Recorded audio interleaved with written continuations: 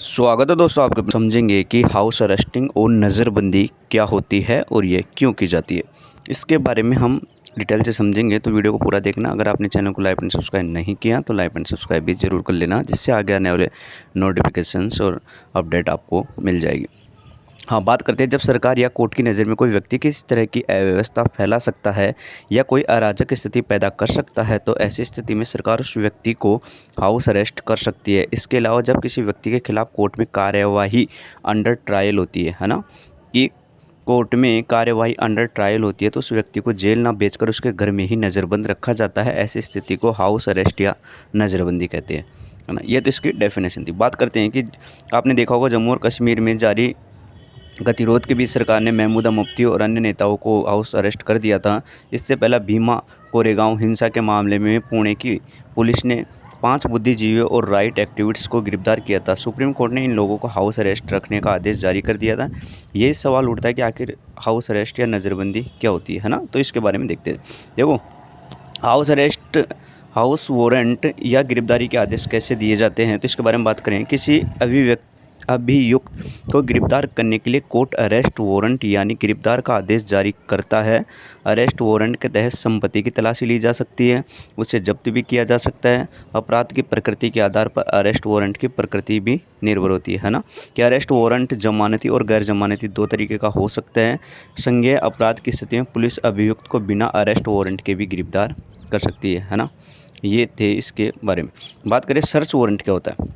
देखो, search warrant वह कानूनी अधिकार है जिसके तहत पुलिस या फिर जांच एजेंसी को घर, मकान, बिल्डिंग या फिर व्यक्ति की तलाशी लेने के आदेश दिए जाते हैं। पुलिस इसके लिए मजिस्ट्रेट या फिर जिला कोर्ट से इजाज़त मांगती है, तो सर्च वारंट। बात करें हाउस अरेस्ट नज़रबंदी के बारे में, तो जब तक कोर्ट यह तय नहीं कर पाती कि कोई व्यक्ति किसी अपराध के लिए दोषी है या नहीं, तो उसे जेल नहीं भेजती। उस आरोपी व्यक्ति को खुला घूमने से रोकने के लिए कोर्ट हाउस अरेस्ट या नज़रबंदी का आदेश दे देती है। इसका मतलब ये नहीं होता कि गिरफ्तार किए गए व्यक्ति अपने घर से बाहर भी नहीं निकल पाए। हालांकि भारतीय कानून में हाउस अरेस्ट शब्द का कोई जिक्र नहीं है, अर्थात हाउस अरेस्ट की स्थिति में व्यक्ति को थाने या फिर जेल नहीं ले जाया जाता, बल्कि उसके घर में ही नज़रबंद कर दिया जाता है। हाउस अरेस्ट के दौरान गिरफ्तार व्यक्ति किसी से बात करे और किसी से नहीं, इस पर पाबंदी लगाई जा सकती है। आरोपी व्यक्ति को सिर्फ घर के लोगों और अपने वकील से बातचीत करने की इजाज़त की जाती है। ये था हाउस अरेस्ट के बारे में। देखो, बात करें हाउस अरेस्ट के बारे में आगे, तो हाउस अरेस्ट की दशा में यह सोचना बिल्कुल गलत है कि घर में नज़रबंद व्यक्ति हमेशा घर में जेल की तरह कैद रहेगा, बल्कि सच यह है कि आरोपी बहुत संगीन नहीं है, तो आरोपी को उसके सामान्य काम जैसे स्कूल भी जा सकता है, डॉक्टर से मिल भी सकता है, किसी से मुलाकात भी कर सकता है, सामुदायिक सेवाओं और अदालतों द्वारा तय किए गए अन्य काम करने की अनुमति भी दे दी जाती है ना, अगर संगीन नहीं है तो। हालांकि इस दौरान सुरक्षाकर्मी आरोपी के साथ रहेंगे और उसे एक इलेक्ट्रॉनिक ट्रैकिंग डिवाइस पहनाया जाएगा।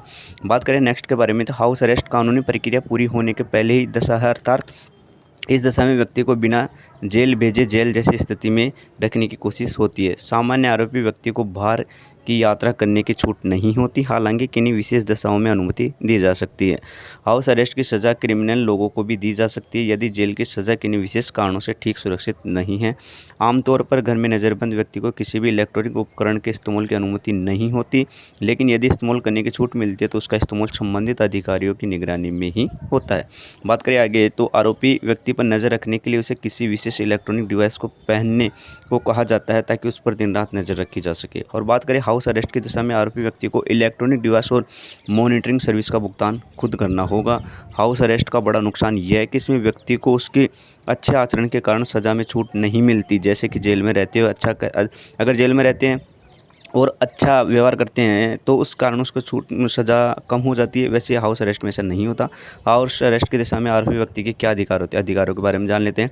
चाहे आप वयस्क नागरिक हो या गैर नागरिक हो, अगर आपको गिरफ्तार किया गया है तो आपके पास कुछ अधिकार है जिन्हें आपको बताना कानून प्रवर्तन अधिकारी की जिम्मेदारी है। हाउस अरेस्ट के बाद देखो हाउस अरेस्ट की व्यवस्था में यदि किसी व्यक्ति से कोई इन्वेस्टिगेशन करनी होती है तो उसके वकील उसके साथ बैठ सकता है। यदि आरोपी वकील को हायर नहीं कर सकता तो उसे वकील की अदालत की तरफ से दिया जाता है। हाउस अरेस्ट की दशा में आरोपी के पास यह अधिकार होता है कि वो अपना नाम, पता और पहचान चिन्ह के अलावा कुछ भी बताने से इनकार कर सकता है। आरोपी से पूछताछ के दौरान जो भी है ना, बात करें कि आरोपी इस पूछताछ के दौरान जो भी कुछ बोलता है उसे इस्तेमाल आरोपी के खिलाफ अदालत में सबूत के तौर पर किया जा सकता है। ऊपर लिखे गए तीनों अधिकार आरोपी को संविधान ने दिए हैं। यदि कानून प्रवर्तन अधिकारी इन अधिकारियों के बारे में आरोपी व्यक्ति को नहीं बताता तो उसके द्वारा हाउस अरेस्ट के दौरान दिए गए स्टेटमेंट उसके खिलाफ अदालत में सबूत के तौर पर इस्तेमाल नहीं किया जा सकता, है ना। ये बात ऊपर लिखे तो ये आपको जो भी आपको बताया गया है कि हाउस अरेस्ट नज़रबंदी क्या है, अगर आपको समझ में आया हो तो वीडियो को लाइक एंड सब्सक्राइब जरूर कर देना। मिलते हैं जब तक के नेक्स्ट वीडियो में, जब तक के लिए जय हिंद जय भारत।